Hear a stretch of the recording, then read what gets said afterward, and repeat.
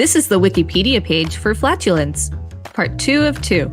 People find other people's flatuses unpleasant, but are fine or may even enjoy the scent of their own flatus. You're listening to the podcast where we read Wikipedia articles every day and provide commentary. If you like what you hear, please subscribe and consider donating at patreon.com/WikiListen podcast so we can continue to create this show. You can find us on social media at WikiListen and at WikiListen.com. Welcome to WikiListen. I'm Rachel Teichman, LMSW. And I'm Victor Varnado, KSN. Management. Since problems involving intestinal gas present as different but sometimes combined complaints, the management is cause-related. Pain and bloating. While not affecting the production of the gases themselves, surfactants, agents that lower surface tension, can reduce the disagreeable sensations associated with flatulence by aiding the dissolution of the gases into liquids and solid fecal matter. Preparations containing simethicone reportedly operate by promoting the coalescence of smaller bubbles into larger ones more easily passed from the body, either by burping or flatulence. Such preparations do not decrease the total amount of gas generated in or passed from the colon, but make the bubbles larger and thereby allowing them to be passed more easily.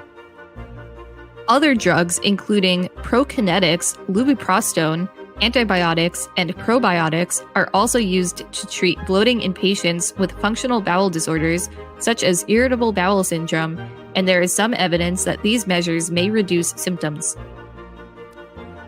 A flexible tube inserted into the rectum can be used to collect intestinal gas in a flatus bag. This method is occasionally needed in a hospital setting when the patient is unable to pass gas normally. Volume. One method of reducing the volume of flatus produced is dietary modification, reducing the amount of fermentable carbohydrates. This is the theory behind diets such as the low FODMAP diet, low fermentable oligosaccharide, disaccharide, monosaccharide, and polyols. Most starches, including potatoes, corn, noodles, and wheat, produce gas as they are broken down in the large intestines. Intestinal gas can be reduced by fermenting the beans and making them less gas-inducing, or by cooking them in the liquor from a previous batch. For example, the fermented bean product miso is less likely to produce as much intestinal gas. Some legumes also stand up to prolonged cooking, which can help break down the oligosaccharides into simple sugars. Fermentative lactic acid bacteria such as Lactobacillus casei and Lactobacillus plantarum reduce flatulence in the human intestinal tract. Probiotics, live yogurt, kefir, etc., are reputed to reduce flatulence when used to restore balance to the normal intestinal flora. Live bioactive yogurt contains, among other lactic bacteria, Lactobacillus acidophilus, which may be useful in reducing flatulence. L. acidophilus may make the intestinal environment more acidic, supporting a natural balance of the fermentative processes. L. acidophilus is available in supplements.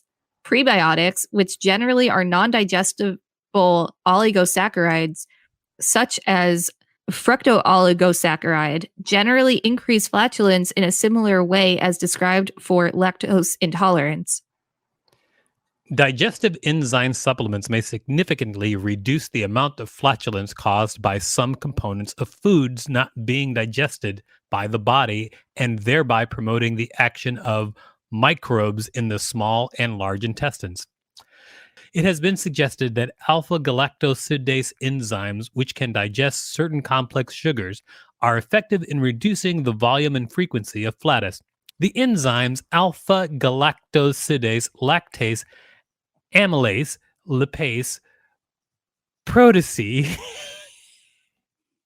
cellulase, glucamylase, invertase, maltodiastase, pectinase, and bromelain are available either individually or in combination blends in commercial products. The antibiotic Rifaximin, often used to treat diarrhea caused by the microorganism E. coli, may reduce both the production of intestinal gas and the frequency of flatus events. Odor. Bismuth. The odor created by flatulence is commonly treated with bismuth subgallate, available over the counter in the US as Devram. Bismuth subgallate is commonly used by individuals who have had ostomy surgery, bariatric surgery, fecal incontinence, and irritable bowel syndrome. Bismuth subsalicylate is a compound that binds hydrogen sulfide, and one study reported a dose of 524 milligrams 4 times a day for 3 to 7 days. Bismuth subsalicylate yielded a greater than 95% reduction in fecal hydrogen sulfide release in both humans and rats. Another bismuth compound, bismuth subnitrate, was also shown to bind the hydrogen sulfide. Another study showed that bismuth acted synergistically with various antibiotics to inhibit sulfate-reducing gut bacteria and sulfide production. Some authors proposed a theory that hydrogen sulfide was involved in the development of ulcerative colitis and that bismuth might be helpful in the management of this condition. However, bismuth administration in rats did not prevent them from developing ulcerative colitis despite reduced hydrogen sulfide production. Also, evidence suggests that colonic hydrogen sulfide is largely present in bound forms, probably sulfides of iron and other metals. Rarely, serious bismuth toxicity may occur with higher doses. Activated charcoal. Despite being an ancient treatment for various digestive complaints, activated charcoal did not produce reduction in both the total flatus volume nor the release of sulfur-containing gases, and there was no reduction in abdominal symptoms after 0.52 grams activated charcoal 4 times a day for 1 week. The authors suggested that saturation of charcoal binding sites during its passage through the gut was the reason for this. A further study concluded that activated charcoal, 4 grams, does not influence gas formation in vitro or in vivo.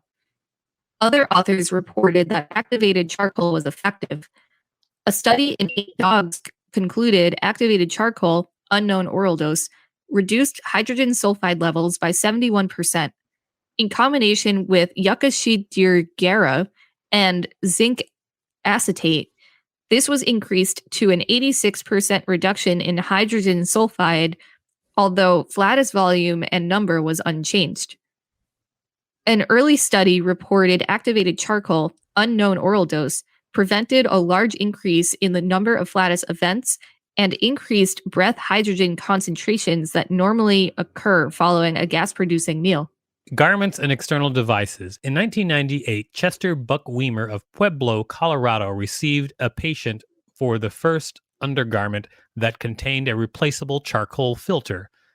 The undergarments are airtight and provide a pocketed escape hole in which a charcoal filter can be inserted. In 2001, Weimer received the Ig Nobel Prize for Biology for his invention.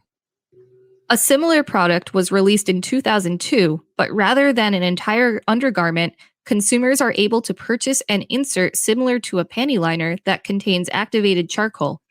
The inventors, Mira and Brian Conant of Milani, Hawaii, still claim on their website to have discovered the undergarment product in 2002, 4 years after Chester Weimer filed for a patent for his product, but state that their tests concluded that they should release an insert instead. Incontinence. Flatus incontinence, where there is involuntary passage of gas, is a type of fecal incontinence and is managed similarly. Society and culture. In many cultures, flatulence in public is regarded as embarrassing, but, depending on context, can also be considered humorous. People will often strain to hold in the passing of gas when in polite company, or position themselves to silence or conceal the passing of gas. In other cultures, It may be no more embarrassing than coughing. While the act of passing flatus in some cultures is generally considered to be an unfortunate occurrence in public settings, flatulence may, in casual circumstances and especially among children, be used as either a humorous supplement to a joke, pull my finger, for example, or as a comic activity in and of itself. The social acceptability of flatulent-based humor in entertainment and the mass media varies over the course of time and between cultures. Enough entertainers performed with their flatus that the term flatulist was coined. The whoopee cushion is a joking device invented in the early 20th century for simulating a fart. In 2008, a farting application for the iPhone earned nearly $10,000 in one day. A farting game named Touchwood was documented by John Gregory Burke in the 1890s. It existed under the name of Safety in the 20th century in the US and has been found being played in 2011. In January 2011, the Malawi Minister of Justice said that air fouling legislation would make public farting illegal in his country. When reporting the story, the media satirized Chapanda's statement with punning headlines. Later, the minister withdrew his statement. Environmental impact. Flatulence is often blamed as a significant source of greenhouse gases owing to the erroneous belief that the methane released by livestock is in the flatus. While livestock account for around 20% of global methane emissions, 90 to 95% of that is released by exhaling or burping. In cows, gas and burps are produced by methane-generating microbes called methanogens that live inside the cow's digestive system. Proposals for reducing methane production in cows include the feeding of supplements such as oregano and seaweed, and the genetic engineering of gut biome microbes to produce less methane.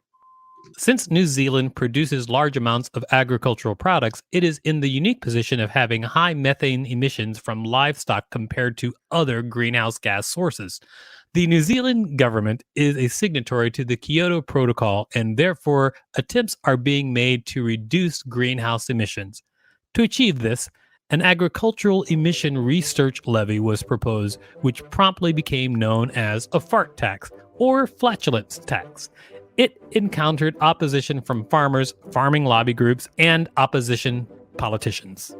Entertainment. Historical comment on the ability to fart at will is observed as early as St. Augustine's The City of God, 5th century AD. Augustine mentions men who have such command of their bowels that they can break wind continuously at will so as to produce the effect of singing. Le Pétomane, the fartomaniac, was a famous French performer in the 19th century who, as well as many professional farters before him, did flatulence impressions and held shows. The performer, Mr. Methane, carries on Le Pétomane's tradition today. Also, a 2002 fiction film, Thunderpants, revolves around a boy named Patrick Smash, who has an ongoing flatulence problem from the time of his birth.